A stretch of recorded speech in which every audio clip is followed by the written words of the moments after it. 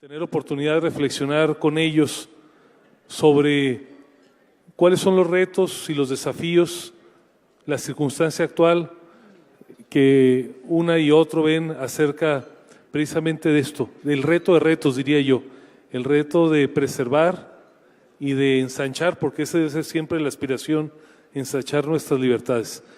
Empiezo, si les parece bien, cediendo uso de la voz a María Amparo Casar. Amiga, bienvenida. Muchas gracias. El micrófono.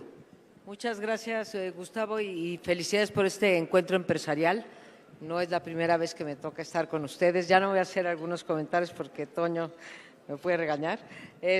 No, pero sí quiero felicitar mucho a Coparmex en general y en particular a Gustavo de Hoyos, porque creo que sí ha dado, y no se lo digo aquí nada más porque estoy en su casa y porque soy su invitada, lo he hecho públicamente, lo he hecho en mis editoriales, lo he hecho en la televisión, lo he hecho en la radio, porque creo que ha dado un ejemplo no solamente de la honorabilidad y la ética, que desde luego cuentan, ¿sí?, sino del pensamiento crítico, y creo que sí se ha destacado entre el empresariado mexicano como ese pensamiento crítico que va acompañado de siempre de argumentos y de propuesta alternativa. Así que lo hago ahora en tu casa, Gustavo, porque te lo mereces y sabes que no soy fácil para dar un halago. Bueno,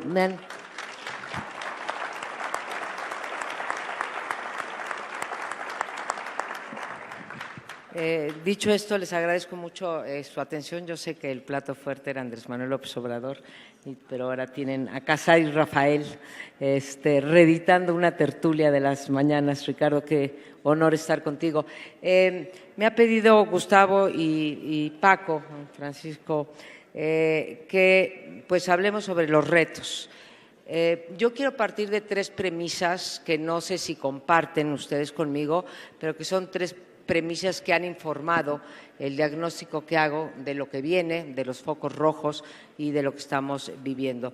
Mis tres premisas, la primera es que no nos engañemos, que el voto por Andrés Manuel López Obrador no fue nada más un voto de castigo para los partidos tradicionales o para los dos partidos que han gobernado a nivel del gobierno federal, que son el PRI y el PAN, por la corrupción, por la impunidad, por la violencia, por la desigualdad. No, fue un voto también afirmativo. Y si no partimos de la base de que no es nada más que los otros, sus antecesores, le hicieron mal, sino que él está proponiendo, Andrés Manuel López Obrador, un régimen distinto, sí, creo que nos vamos a equivocar en nuestras propuestas o en nuestras críticas o cuando quepa también en nuestro apoyo. Esa es la primera premisa, que hay un voto afirmativo por López Obrador, no únicamente un voto negativo en contra de los gobiernos del PRI y del PAN. El segundo es que no hay presidente tan poderoso como Andrés Manuel López Obrador desde el primer trienio de Ernesto Zedillo, cuando apareció en México por primera vez el gobierno sin mayoría en 1997, con una gran diferencia. Como el propio Ernesto Zedillo lo dijo, yo llegué democráticamente, pero en condiciones de inequidad electoral, ¿no? Llega en condiciones de equidad electoral y llega con una gran legitimidad. Y mi tercera premisa es que el proyecto de Andrés Manuel López Obrador no es un proyecto de gobierno, es un proyecto de poder.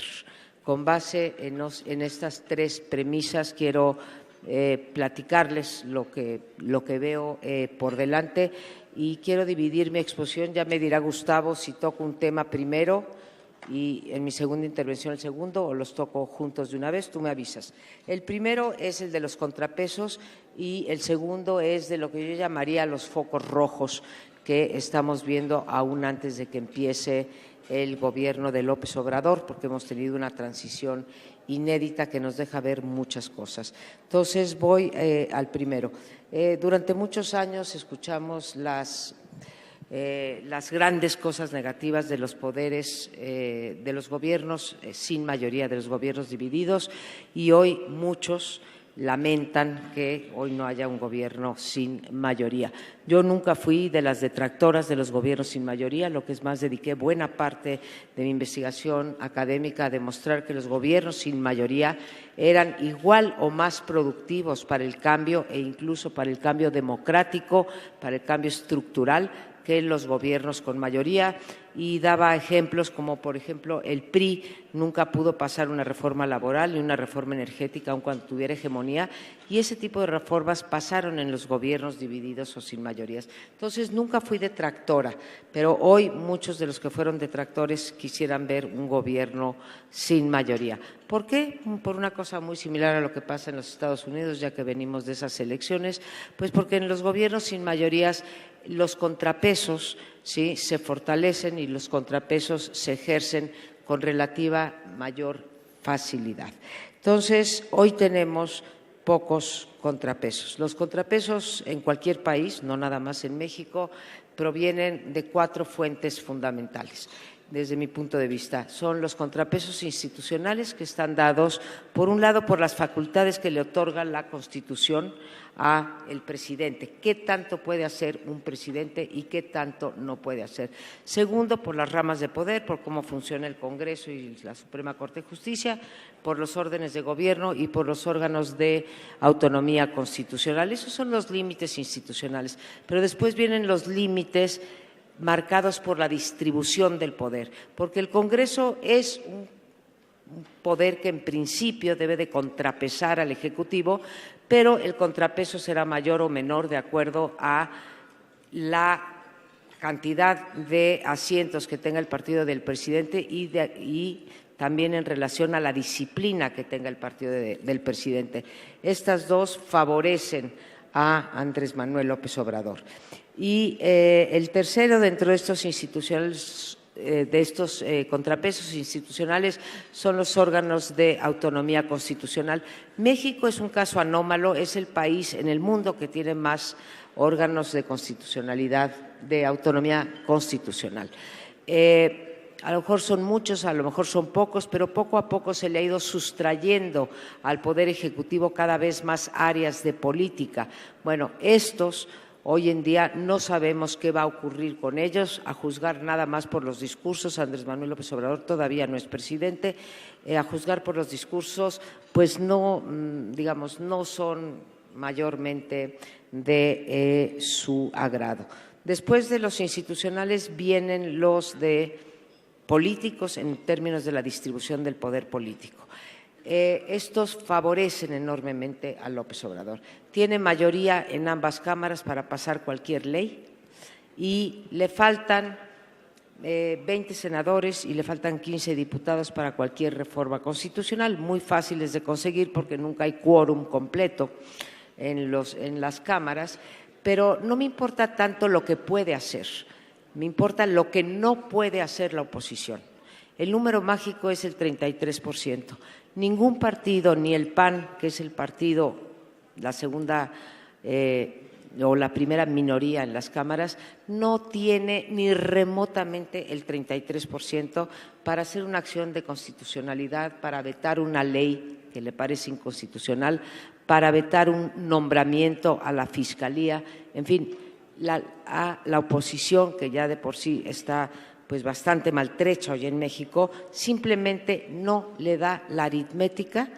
Para poder frenar algo necesita juntarse el PAN con 3 partidos o con 4, dependiendo de qué cámara estemos hablando, más allá de la crisis interna que puede estar viviendo la oposición, de tal manera que la distribución del poder lo fortalece. Vamos a los límites sociales al Poder Ejecutivo.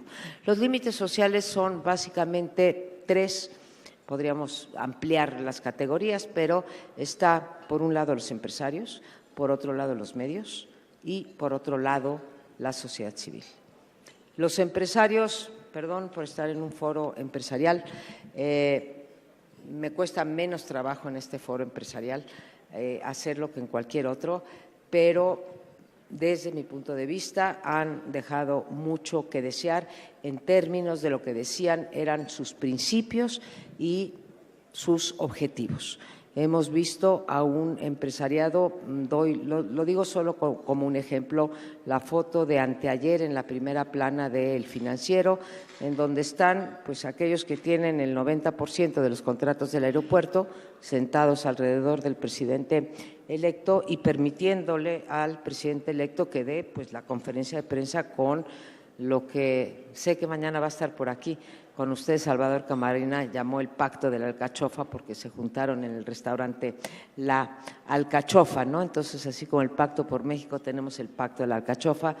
Pues realmente, cuando menos, para no poner calificativos de otro tipo, sorprendente el papel de los empresarios. De pronto, bueno, pues cuando gana, muy echados para atrás, luego un poco echados para adelante con el aeropuerto, pero cuando viene la decisión, otra vez para atrás. Una vez más, creo que ustedes tienen la fortuna de haber dicho desde el día 1 que más allá de filias y fobias, más allá de filiaciones partidistas que las pueden tener y se vale, Gustavo de Hoyos lo dijo claramente, no, nosotros como Coparmex, nuestros centros regionales, no damos un cheque en blanco. Iremos analizando política por política y en aquellas políticas en las que estemos de acuerdo, políticas públicas, apoyaremos con todas nuestras fuerzas a Andrés Manuel López Obrador y su gobierno y en aquellas en las que estemos de acuerdo también las combatiremos con todas nuestras fuerzas. Creo que es lo que corresponde a un analista político y es lo que corresponde también a una confederación como son ustedes, pero insisto, creo que son garbanzo de a libra. Los medios, pues, ¿qué les digo? Ustedes, hablar de los medios es hablar de muchas cosas, pero bueno, los medios están los medios tradicionales, tanto escritos como electrónicos, pero también están las redes y está la comentocracia. De estos tres, pues yo les diría, la comentocracia es la que está, digamos, no toda, porque en todos lados se cuecen habas, hay buenos y malos analistas, hay analistas viscerales y analistas que argumentan, pero creo que son quienes están dando básicamente la batalla. Los dueños y editores de los medios tradicionales, pues pasa lo que siempre, se alinean con el gobierno en turno y yo por ahí no veo gran esperanza. Comentaba hace un rato con Ricardo Rafael que a los medios les pasa un poco como a los gobernadores, ¿no? Los gobernadores no pueden ser un contrapeso porque dependen fiscalmente del Ejecutivo, ¿sí? Pues los medios les pasa más o menos lo mismo. No se pueden dar el lujo de la independencia porque son dependientes económicos del gobierno. De allí vemos pues el estilo del Congreso, ya sabemos cuál va a ser el sello de la casa en el Congreso, lo vimos con la licencia de Manuel Velasco, ¿sí? Que primero sí se votó y en una cuestión inédita en contra de toda legalidad volvieron a llamar a votar para poderle dar licencia al senador Velasco, bueno, senador, gobernador, lo que haya sido, porque como eran las dos cosas al mismo tiempo, las amenazas de que la mayoría de diputados de Morena iban a pedir que desapareciera el Congreso de Morena o las cuestiones como la ley Tabasco, en donde se va a exceptuar de licitaciones a la obra pública, digamos, a los proyectos estratégicos y generadores de empleo podrán ser adjudicados directamente, ¿no? Y creo que la mayoría tienen derecho a actuar como aplanadora, pues tienen la mayoría, legítimamente tienen la mayoría, pero lo que no puedes hacer es ir contra pues, la legalidad, ¿no? Y no puedes tampoco, digamos, o sea, en una democracia no se debe de legislar de manera impositiva y apresurada. Los estados, ya dije, pues difícilmente pueden ser un contrapeso por su debilidad fiscal. Es cierto que tiene solamente 5 gubernaturas, pero tiene 21 congresos locales, 19 congresos locales, entonces los tiene agarrados. Entonces, ahí tampoco veo un contrapeso. Y finalmente, dentro de los sociales que mencioné, a los empresarios y a los medios, faltan las organizaciones de la sociedad civil. No sé qué vaya a pasar, honestamente, con las organizaciones de la sociedad civil. Están muy estigmatizadas, las veo en general echadas para atrás. Yo me pregunto cuestiones como que fueron muy combativas de no al fiscal carnal cuando estaba Cervantes, y de repente no he oído un hashtag no al fiscal carnal en el caso de la terna que ha propuesto el presidente. Y ahí, una vez más, un reconocimiento por este esfuerzo gigante que están haciendo por la iniciativa del 102. Y lo último son los mercados internacionales. Ya me estoy pasando, le voy a regresar y me quedo el segundo tema para la segunda intervención. Ya saben ustedes lo que ha pasado con los mercados internacionales. Mi punto de vista es que el mayor contrapeso a López Obrador, porque no estoy viendo contrapesos por otro lado, va a ser la realidad. Una realidad, ¿sí?, que si bien se imagina, porque es el hombre que más conoce, yo creo, al país, realmente lo chancleó durante más de 12 años. Una cosa es conocer el país y otra cosa es conocer el aparato burocrático y diseñar cosas para que pasen. Las instrucciones del presidente no se vuelven, no se materializan porque las emita. Tienen que pasar por un proceso y ahí creo que se va a topar, por un lado, con los indicadores de la realidad, que es terrible en este país y que no se va a poder resolver tan fácil, y por otro lado, con un aparato burocrático con capacidades muy bajas. No basta las ganas de bajar el 97% del índice de impunidad en México para que ésta baje. Si se queda con esta Procuraduría que tenemos, seguiremos teniendo índices del 97%. Y después hablo de los focos rojos. Gracias, Gustavo. Gracias, María Amparo.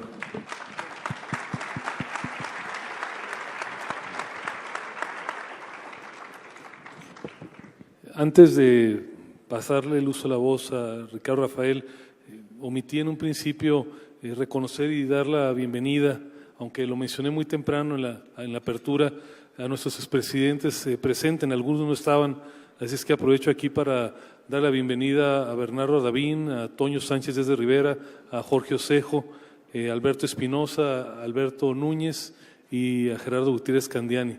Bienvenidos siempre, muy queridos en casa.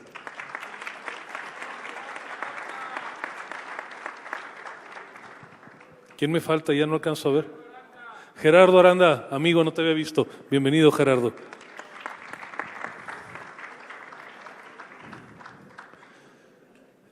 Ya nos ha planteado Ricardo, María Amparo, su visión acerca de qué pasó el 1 de julio, cómo se originó este voto de castigo. Creo que también ha delineado con gran precisión por qué el presidente electo está llamado a ser por mucho el presidente de la República más poderoso que hemos tenido en épocas recientes. Creo que ha hecho una clara definición de cuáles son los límites de los contrapesos legales y los fácticos que existen. Te preguntaría, ¿cuál es tu visión de la coyuntura? ¿Cuál es tu visión de cómo puede madurar la democracia? ¿Cómo este cambio de régimen, cambio de época nos implica retos? ¿Cuál debería ser el papel de la sociedad? Gustavo, muchas gracias. Agradezco mucho la amistad que implica esta invitación. Me felicito yo también de poder reunirme con María Amparo Casar en este lugar y que se hace una especie de Leonardo Curcio aquí moderándonos a los dos. Veo a muchas amigas y a muchos amigos que a lo largo de los años nos ha reunido la fraternidad alrededor de un país que en estas épocas, temo, tiene como principal defecto su ausencia. Preguntan en la mesa hoy cuáles son los principales desafíos de la democracia y la respuesta a esa pregunta intentaré atender la coyuntura como me pides, Gustavo, pero déjame ponerlo en un plano un poco más amplio y asumir con ustedes lo que yo creo es el principal desafío de nuestra generación. Siempre es difícil esto de definir generaciones, pero pues los que estamos o las que estamos aquí reunidos tenemos un desafío principal. Y déjenme frasearlo, por genérico que se escuche, de la siguiente manera: igualar las libertades. Este es un país donde el ejercicio de la libertad es profundamente desigual. Si me paseo por la montaña de Guerrero o recorro los ranchos de Tamaulipas o quiero dedicarme a transportar alguna mercancía o a comenzar un negocio, si quiero apostarle al ascenso social por la vía del estudio, si quiero volverme un investigador de alguna rama científica, mi país, lo digo con franqueza, no nos entrega a todas y a todos las mismas condiciones para ejercer la libertad. Ese sistema de leyes e instituciones que está en la Constitución nos deja hoy librados a una tragedia, que es una Constitución pequeña en su cobertura territorial. No alcanza, es como una cobija pequeña, si me permiten poner el ejemplo, no alcanza para cubrir con sus instituciones, sus derechos, sus obligaciones a todo el país. Y desde luego es una Constitución que opera de manera desigual en función de marcadores que son todos muy arbitrarios y la mayoría tienen como principal responsable a la cigüeña.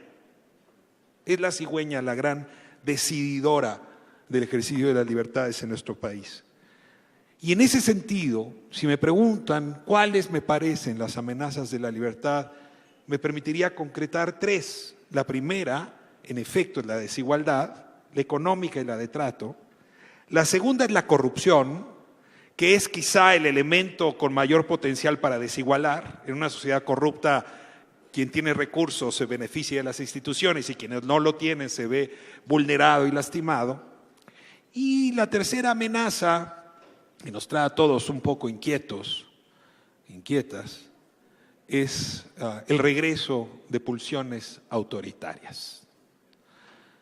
A ustedes les dijeron que nosotros veníamos de bateador emergente del invitado original y les mintieron.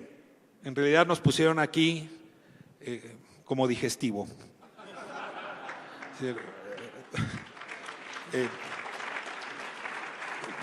No les dieron digestivo, espero, porque les vamos a ayudar a digerir un poco decisiones que todavía cuesta un poco entender.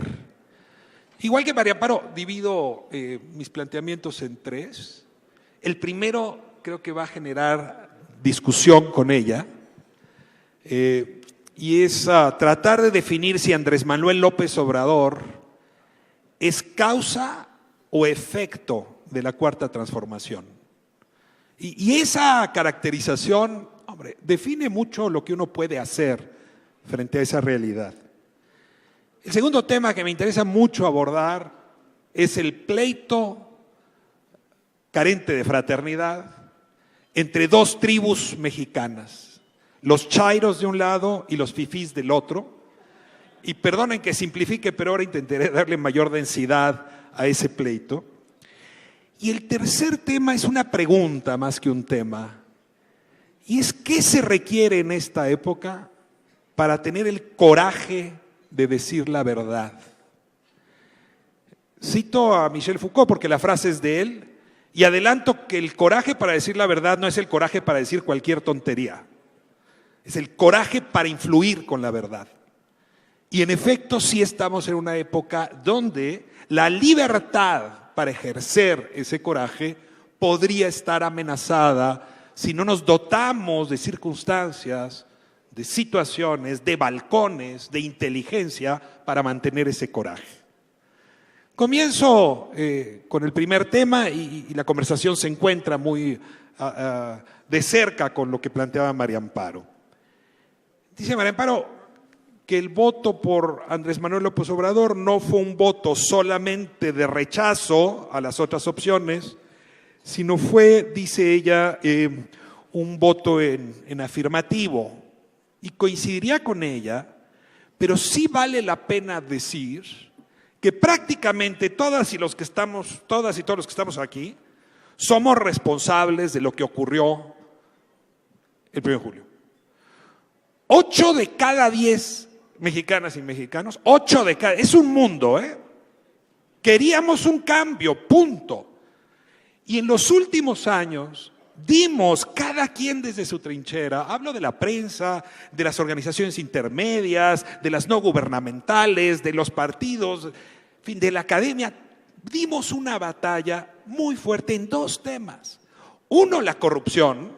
Recordarán que aquí ustedes se pusieron a orquestar la 3 de 3, entre otras cosas.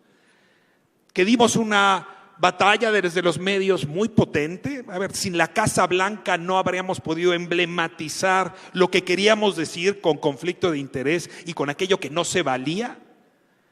Y dimos también batallas muy potentes con respecto a la falta de Estado de Derecho, que así como en el caso de corrupción se emblematizó primero en la Casa Blanca y después en otros temas o en otros expedientes como la estafa maestra, en el caso de las instituciones, digamos, fallidas, Ayotzinapa se volvió el otro gran elemento emblematizador, diría yo, quienes conocen el ejemplo, la piedra Rosetta que nos permitió traducir las falencias de nuestro sistema de justicia.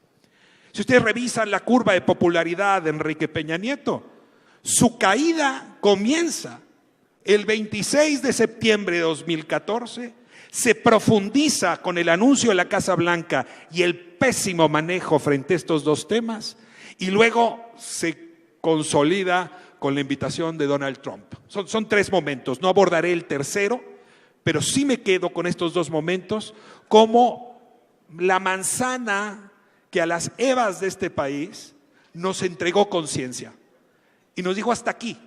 No podemos continuar ni con este Estado ni con estas instituciones. Ahora, ¿por qué Andrés Manuel López Obrador fue el beneficiario de ese sentimiento generalizado de rechazo? En parte porque no es un hombre necio, es un hombre tenaz. Sí saben cuál es la diferencia entre necio y tenaz, ¿verdad? El éxito. Es un hombre con una tenacidad admirable. Segundo, porque construyó a lo largo de su trayectoria la imagen de un hombre incorruptible y no próximo a esas instituciones fallidas. Pero también es cierto que hubo una campaña francamente digna de cualquier laboratorio de análisis político. Es decir, una campaña donde el tercer lugar se dedicó a pegarle al segundo lugar para que el tercer lugar llegara, porque así empezó la campaña. Sí, hubo errores bárbaros y en efecto me atrevo a decir que es el gran beneficiario de un estado de ánimo. Dicho esto, hay dos maneras de reaccionar a tal caracterización. Una, y sí me parece que hay un segmento de la población que está en esa, asumiendo que entramos de vacaciones. Tenemos un presidente que debemos tratarlo como si fuera producto milagro, que va a resolverlo todo, y bueno, pues los que veníamos dando la batalla nos podemos ir de vacaciones, vacatio legis, de aquí a que él nos demuestra que puede con todo. Yo estoy convencido que es una falta de respeto a la investidura presidencial tratar a Andrés Manuel López Obrador como un producto milagro. Aún si él me lo pidiese, me parecería una falta de respeto a la investidura. Del otro lado están quienes en efecto no están dispuestos a ofrecer el cheque en blanco y están en el ánimo de revisar cada tema por sus propios méritos. Me temo que los primeros son los chairos y los segundos están siendo tachados de fifís.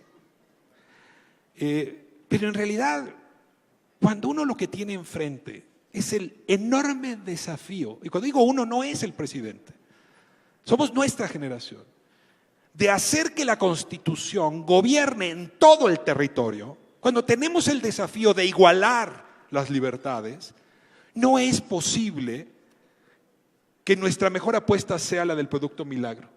Y no nos pueden pedir que el músculo de exigencia se guarde en una suerte de congeladora.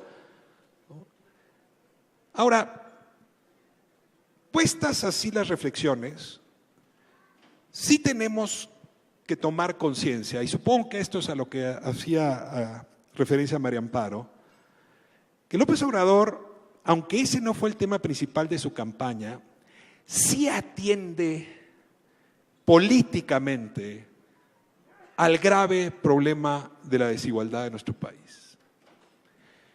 Y creo que ya no hay manera de darle la espalda a ese problema gravísimo, en ningún lado, en ningún momento, porque ese es el principal adeudo que tenemos con nuestro país. Un país donde el 1% de la población tiene el 26 centavos de cada peso que se produce, ¿no?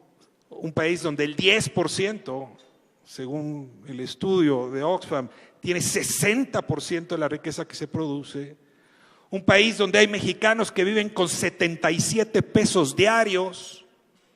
Yo quiero saber quién puede pagar una renta, transporte, educación, salud con 77 pesos diarios, y que en ese mismo país hay quien vive con 2,5 millones de pesos de ingreso diario.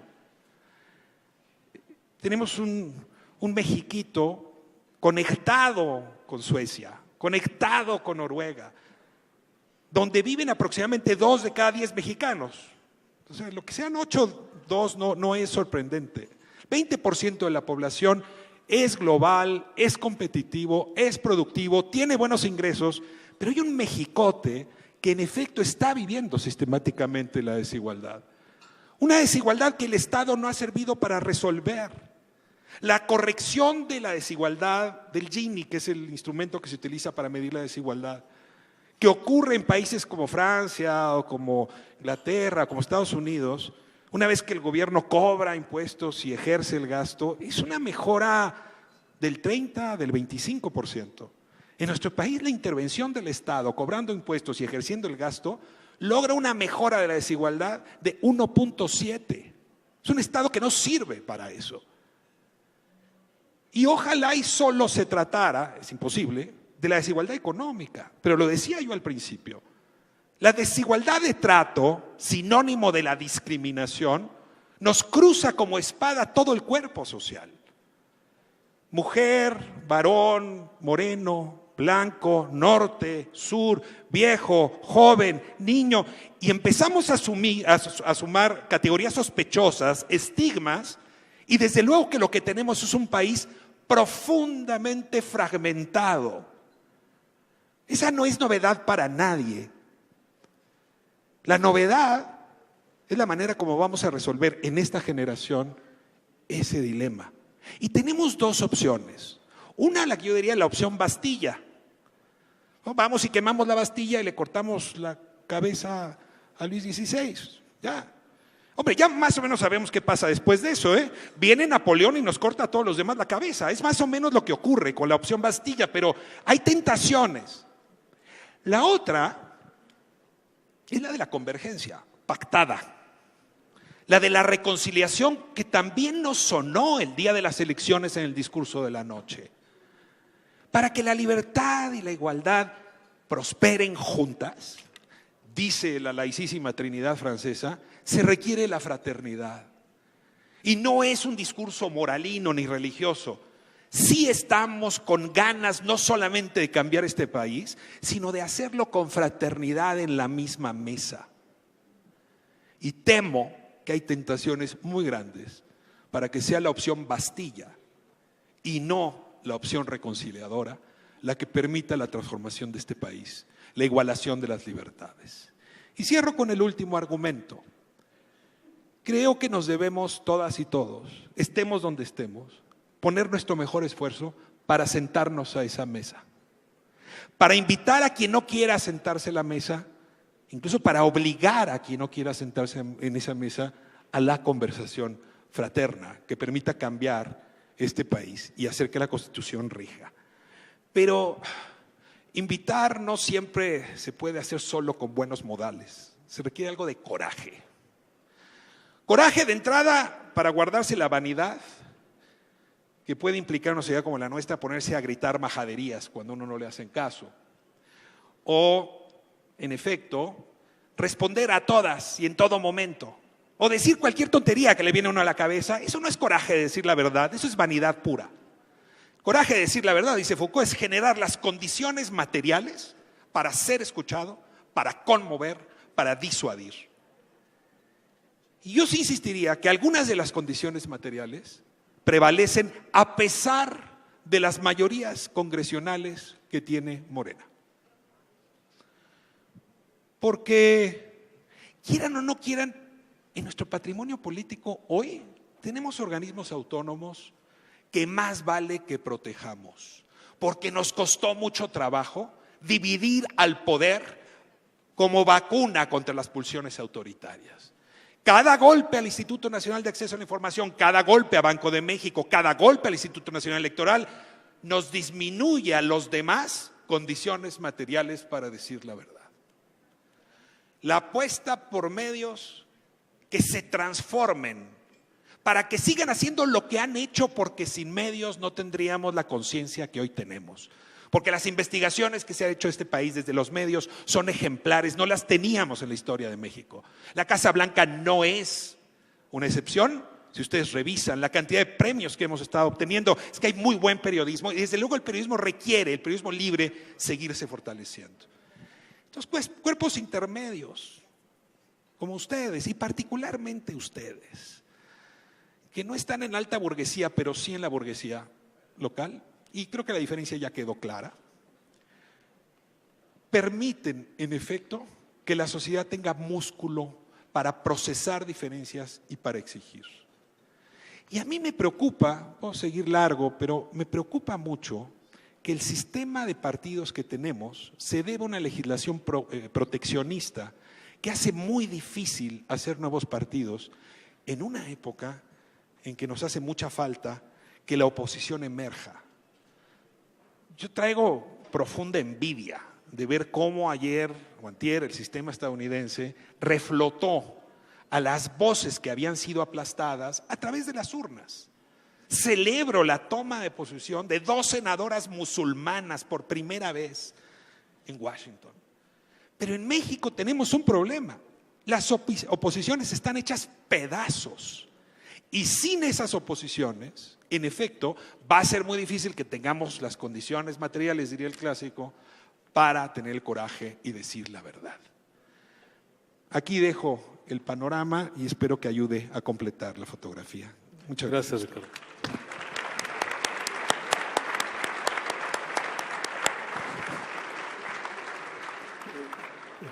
Me parece que de lo que han hasta ahora comentado nuestros panelistas, podemos extraer que uno de los grandes retos es mantener las libertades, la democracia, en base a que estén vivas algunas de las instituciones que lo hacen posible. Aquí se ha hablado de la importancia del federalismo, las debilidades, pero la importancia de mantener la división de poderes, de tener vigentes una competencia y partidos competitivos. Se ha hablado de las autonomías y su relevancia en estos contrapesos. Se ha mencionado la relevancia desde luego de los medios de comunicación, el peso que tiene la realidad o para traducirlo a nosotros los mercados. Me parece que de todo esto hay otro elemento común que ambos dijeron, la sociedad civil, que es donde estamos justamente nosotros.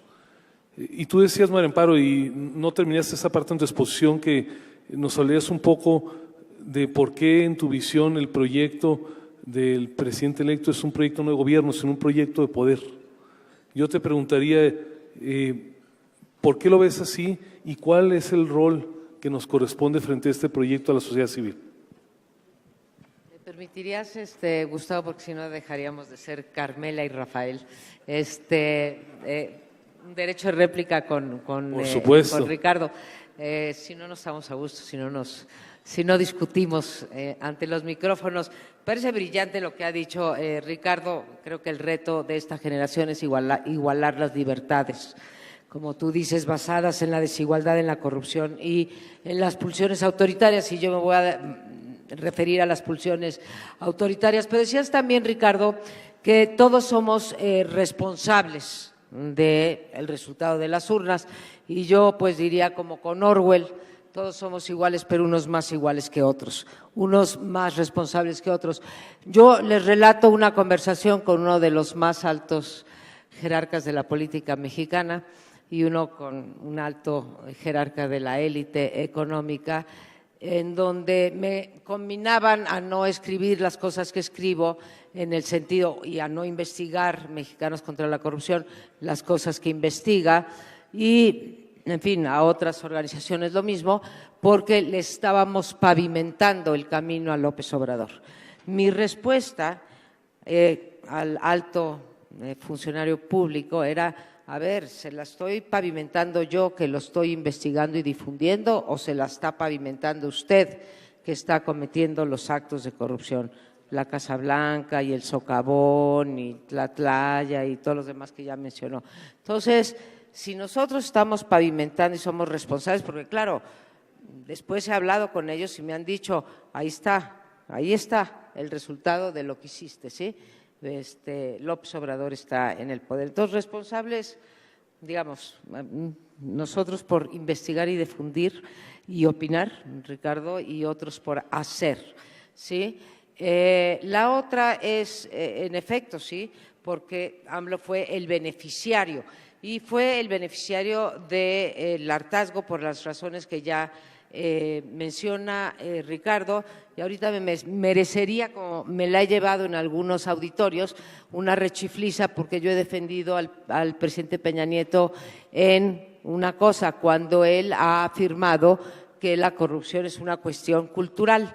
Si por cultural entendemos el conjunto de creencias, valores y, subrayo, y comportamientos, sí es cultural la corrupción.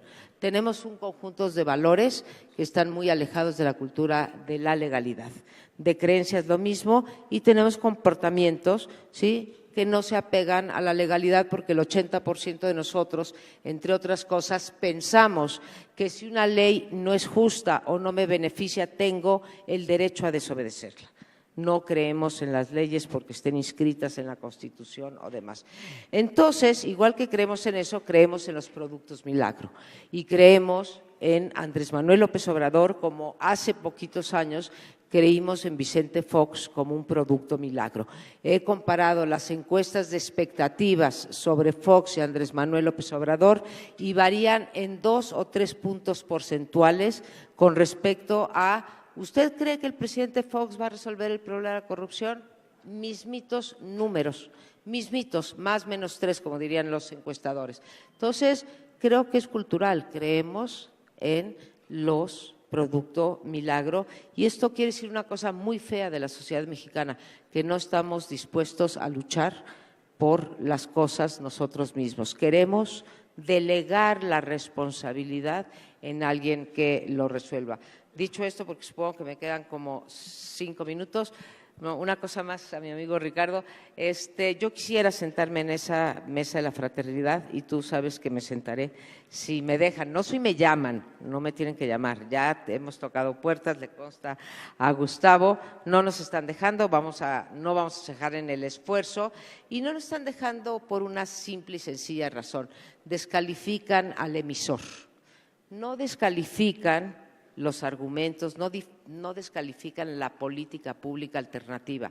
Y yo espero, porque Gustavo se ha movido en una línea muy delgada y lo ha hecho con un gran equilibrio, que no lo descalifiquen como emisor, que sigan escuchando sus argumentos. Pero a muchos de nosotros simplemente es el emisor, es la persona que lo diga, no es lo que dice, sino quién lo dice. Por eso es tan desigual, digamos, la batalla entre chairos y fifís, que es una batalla ficticia, pero no por ello, yo sé que me estoy contradiciendo, pero no por ello es menos real, es ficticia, pero no por ello menos real, estoy diciendo una barbaridad. Los 5, nada más los enumero, los 5 focos rojos que yo veo en el horizonte. Primero, la centralización. Ya de por sí somos un federalismo, digamos, de utilería. Ahora viene uno peor, gobernadores disminuidos, superdelegados responsables ante la presidencia y controladores de los programas sociales, con todo lo que ello implica. Segundo, la concentración, que es diferente que la centralización de poder. Una oficialía mayor única situada en Hacienda y las demás pasan a ser unidades administrativas, o una comunicación social, ¿sí?, con la dependencia que tienen los medios de la publicidad gubernamental, concentrada también en Presidencia. Tercero, un proceso de desinstitucionalización. Y quiero ser honesta, un día ante un público de empresarios, hace 3 años, cuando empezábamos a vislumbrar, a lo mejor digamos, los problemas que yo veía hacia adelante, hablé de la desinstitucionalización y un empresario me cayó y me dijo: oye, ¿cómo qué te parece la desinstitucionalización que está operando Enrique Peña Nieto? Y pues la verdad que sí tiene razón, ¿sí? El problema es que Enrique Peña Nieto pues la operó en alguna medida, pero al menos decía que creía en las instituciones. Aquí nos están diciendo abiertamente que no creen en las instituciones, ¿no? El cuarto es el abuso de las formas de democracia directa, ¿sí? Ese tiene muchos problemas. A mí, les soy honesta, me da terror la revocación de mandato. La revocación de mandato no solamente, que creo que es un argumento para luchar en contra de ella, no solamente lleva a los gobernantes a tener políticas que sean dignas del aplauso de la población para que cuando emitan su voto digan: yo quiero votar por mi presidente en turno porque está beneficiándome, aunque ese beneficio, ¿sí?, se esté cargando al país, digámoslo de esa manera. Tiene una otra característica que normalmente no la mencionan o no la mencionamos los analistas, y que es que en México se daría en las elecciones intermedias. Es la mejor manera, la mejor ruta para que refrende su mayoría en las cámaras de diputados. Todos sabemos que el efecto de que participe un presidente, ¿sí?, en una elección es que arrastre el voto para los otros cargos de elección popular. Que la revocación de mandato pase va a significar que tenga muchas mayores probabilidades de arrastrar el voto para las cámaras en el Congreso y que persista la mayoría. Quinto, me dan miedo las 3 amnistías, 2 de las cuales se han anunciado. El crimen organizado, no sabemos en qué consiste, pero el crimen organizado, que incluye, desde luego, porque ya lo dijeron, ¿sí?, la liberación de los presos políticos. ¿Tú decías que estaba Gutiérrez Candiani por aquí? ¿Sí dijiste que estaba Gutiérrez Candiani por aquí? Ah, bueno, entre esos que se les va a dar la amnistía, ¿sí?, están los secuestradores de los sobrinos de Gutiérrez Candiani, 5 integrantes de la CENTE que están acusados de secuestro. Y la tercera amnistía, que no la ha anunciado, yo la vislumbro por lo que he leído, que es la amnistía a la corrupción, ¿sí? Finalmente ya lo dijo Ricardo, tengo miedo también, o es un foco rojo, de la legislación proteccionista de los partidos. Fíjense, las 6 cosas que he dicho son unas cosas muy parecidas a la formación del sistema político priista. La tercera amnistía, que no la dije, es la de los impuestos. Ya anunció que va a haber una amnistía a los impuestos, o sea, crimen organizado, corrupción e impuestos, ¿sí? Entonces, creo que la gobernabilidad democrática versus la gobernabilidad autoritaria que habíamos tenido, no digo que estemos en un escenario de gobernabilidad democrática con el PAN y con el PRI, pero sí fuimos avanzando en la gobernabilidad democrática, ¿no?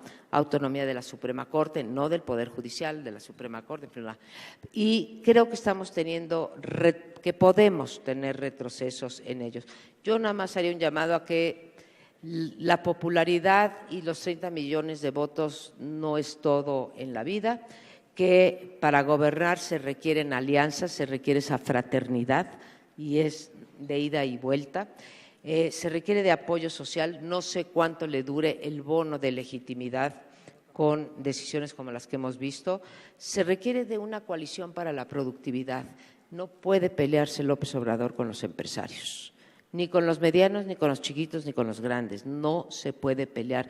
Ningún país funciona, ni los más iguales, tipo más europeos que Estados Unidos, en donde las élites económica y política estén peleados. Se requiere de recursos y se requiere de eso que se llaman los entregables. Sin esas 4 cosas, y por eso decía yo que el mayor contrapeso a el gobierno de López Obrador es la realidad. Si no existen estas cosas, y no pueden existir sin el apoyo del empresariado, ¿sí?, del motor de la economía, no vamos a salir adelante y no va a poder entregar lo que yo también quiero que entregue. Yo quiero que entregue igualdad, yo quiero que entregue menos corrupción, yo quiero que entregue menos impunidad. Comulgo en los propósitos de Andrés Manuel López Obrador. Difiero en los métodos para alcanzar estos propósitos. Como me decías un día, hay que ser radical en los objetivos, pero moderado en los mecanismos para obtenerlo, ¿no? Así termino yo. Gracias. Gracias, María Amparo.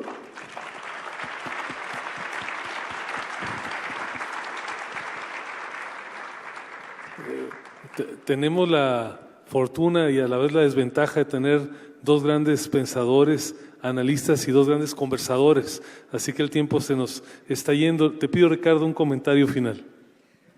Regreso a la contrarréplica. Me preocupa a mí mucho la ligereza en el uso del término corrupción que tuvo Enrique Peña Nieto en aquel momento. Y me preocupa mucho la ligereza con que hoy se está usando el término. Corrupto es aquel que es distante a mí. O sea, corruptos son los otros. Y sí, en algún lugar me inquieta mucho suponer que la corrupción está en el ADN del mexicano, porque no hay evidencia de eso. De hecho, hay una cosa que prueba lo contrario. Explíquenme por qué un mexicano se baña en las aguas sagradas del río Bravo y se le quita lo corrupto. Por cierto, lo mismo ocurre para el tema de la productividad, ¿no? Cruzamos las aguas del río Bravo y nos volvemos bien productivos, michoacanos en Dallas, oaxaqueños en Los Ángeles, porque en efecto la cultura son instituciones. Si las instituciones propician un ambiente de honestidad, nos volvemos honestos, también los mexicanos, y nos volvemos productivos, desde luego los mexicanos. Y en este sentido me parece, y paso al segundo desafío, que la apuesta institucional sigue siendo la primera. En la portada de Proceso de este domingo, Diego Valadez, jurista de buen nombre, advierte que cualquier cambio posible y deseable tiene que ser por el cauce institucional. El director de la revista puso en la portada que el presidente estaba aislado y el presidente electo se enojó mucho, ya se sabe en el resto de la historia, pero le quitó fuerza al argumento principal. Y es que en efecto hay 2 rutas, la de la Bastilla y la de la mesa y el pacto. ¿Por qué irritó tanto la consulta a algunos? Y levanto la mano entre los irritados. Porque no es una consulta institucional, porque no la hizo la autoridad, porque no se hizo conforme a derecho, porque es un acto de privados entre privados, porque yo no puedo reconocer ese acto como me están pidiendo que lo reconozca, porque no corre por las vías de la ley en un país donde el drama es que la Constitución no gobierna en todas partes y de la misma manera. Y en ese sentido sí me parece que el desafío institucional se nos vuelve no una de las banderas, la bandera. Tenemos que jalar el río Bravo al Suchiate. ¿Quién sabe cómo le vamos a hacer? Pero ese río tiene que recorrer el país entero. Tercer argumento, ya lo decía María Amparo, el riesgo de la descalificación fácil, pero insistiría, va de ida y vuelta. O sea, no es cierto que nada más fifís o nada más chairos descalifican. O sea, el problema de las etiquetas facilonas es que muy rápido, ¿no? Basta ver las redes sociales y usarlas como un lienzo semiótico para darnos cuenta que estamos los unos para los otros. Y la verdad, el gran desafío es colocarse por encima de esas tonterías. Cada tema por sus méritos, sus argumentos, decía María Amparo, su pensamiento crítico. Porque si no lo hacemos, en efecto, este país se va, y este es el siguiente desafío, a polarizar como todavía no está. Y miren que estamos polares. Y un país con el nivel de violencia que tiene México y mayor polarización solo puede significar mayor violencia. Cada apuesta por la polarización es crecer la violencia social que está sembrada en todas partes. Y yo creo que el día que empiece a gobernar se dará cuenta de la dimensión que tiene este problema. Y cierro con el lugar donde me quedé hace un momento. Tenemos que defender las instituciones que ya construimos. No podemos permitir que las pulsiones autoritarias reviertan. Sí hemos avanzado construyendo un poder judicial con mediana autonomía. No podríamos permitir a una Suprema Corte que no actúe al menos como ha venido actuando. Ya ha cometido errores, pero ciertamente no es la Suprema Corte previa a 1994. Segundo, hay organismos autónomos que merecen defenderse en todos sus términos, como si fuesen el patrimonio personal, porque ese patrimonio político es el que nos va a permitir avanzar las causas. Tercero, yo no estoy tan convencido de que el federalismo está herido de muerte, porque basta ver la reacción que van a tomar los gobernadores a la hora que les pongan a los superdelegados enfrente. Sí, lo más probable es que se pongan a cobrar impuestos, lo más probable es que rompan con la manguera de recursos que le viene de la federación. A ver, este país tiene pesos y contrapesos en los tres poderes, pero si en algún lugar ha demostrado pesos y contrapesos hasta el punto del caos, ha sido el federalismo. Entonces yo todavía no me atrevo a decir que vamos de vuelta al centralismo. Yo creo que Peña Nieto tuvo un gobierno que intentó ser centralista, y si no, pregúntenles a los gobernadores por todo lo que les hizo Luis Videgaray. Vamos a Chihuahua, ¿no? Nada más para entender de qué tamaño es el asunto. Creo que la posibilidad que van a tener los gobernadores para jugar como contrapeso vale la pena que merezca el aplauso y el respaldo de estos organismos de la sociedad, porque si no, los gobernadores se van a quedar solos en esa mesa presidencialista y en efecto estarán abandonados. Las universidades y la academia son otro bastión de autonomía que no puede ser lesionado. Se requiere libertad para pensar, se requiere libertad para criticar, y esos espacios, no digo que sean homogéneos en todo el país, pero han permitido pensar la nación, pensar las instituciones de una manera en que no se podía antes, otra vez, del 2000. Y en ese sentido me parece que son un bastión central. Los anteriores los mencioné ya, la prensa, la libertad de prensa como bastión, y los organismos no gubernamentales que requieren seguir profesionalizándose, ganando músculo y, por cierto, financiamiento para lograrlo. Si no los acompañamos, participar no es lanzar un tuitazo, participar no es subir un post en Facebook. Participar es involucrarse con esos cuerpos intermedios que la verdad en este país siguen muy solos. Según las encuestas, no más del 20% estamos involucrados con algún organismo de este tipo y pagamos una cuota para que esos organismos funcionen. Es que yo creo que sí es un desafío, porque si no hacemos este esfuerzo, por omisión o por acción, vamos a apostar al producto milagro. Y quiero insistir con la metáfora de la Bastilla para cerrar. Julián Levarón, lo recordarán ustedes, este hombre mormón que organizó un grupo que se llamaba SOS Chihuahua con su hermano, le secuestraron al hermano pequeño, entonces fueron y pelearon con el gobernador y pelearon con la procuradora, lograron rescatar al hermano pequeño y llegó la mafia y les mató a uno de ellos, a Benjamín. Y yo entrevistaba a Julián, le decía: Julián, ¿qué aprendiste de esta experiencia? Los mormones creen en Quetzalcóatl, es una historia muy interesante que no voy a contar aquí, pero es que el problema de los mexicanos es que cada vez que tenemos un problema, caemos de rodillas y le rezamos a Quetzalcóatl. ¿Se acuerdan? Ese hombre blanco, barbado, güero que iba a venir a salvarnos. Y mientras más le rezamos, más se abre la posibilidad de que venga Hernán Cortés y nos corte a todos la cabeza. La metáfora no es religiosa, pero vale la pena. Alguien diría: ¿vale la pena? Y le respondo con una frase de Santa Teresa de Ávila: Y alguien le preguntaba, oiga, ¿tanto convento, tanta orden religiosa, tiene caso? Y le respondió Santa Teresa de Ávila, pues que Dios me lo pide. Y el otro con maña le responde, y si Dios no existe, ay, mire, si Dios no existe, Él se la perdió, yo voy a seguir haciendo lo que tengo que hacer. Muchas gracias.